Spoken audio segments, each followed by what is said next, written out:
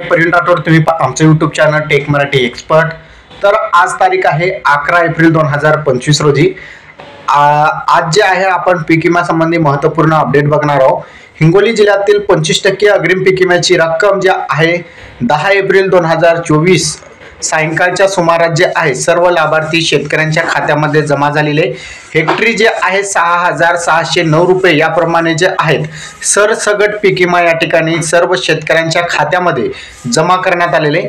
तर ही एक महत्त्वाची बातमी आहे। हिंगोली जिल्ह्यातील सर्व शेतकऱ्यांच्या खात्यामध्ये खरीप पीक विमा 2024 चा अग्रिम 25% पीक विम्याची रक्कम 6609 रुपये प्रति हेक्टरी सर्व लाभार्थी शेतकऱ्यांच्या खात्यामध्ये जमा करण्यात आलेले। तुमच्या खात्यामध्ये जमा झालेले आहे का नक्की कमेंट मध्ये सांगा।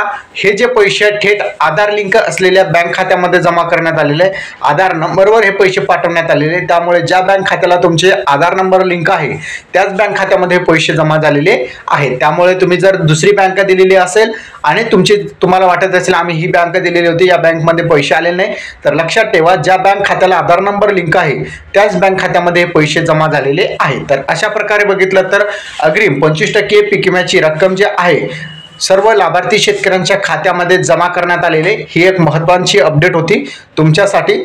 अशा प्रकारचा आजचा आपला हा महत्त्वपूर्ण व्हिडिओ होता। व्हिडिओ कसा वाटला कमेंट मध्ये नक्की सांगा आणि चॅनलवर नवीन असाल चॅनलला सबस्क्राइब करा। धन्यवाद।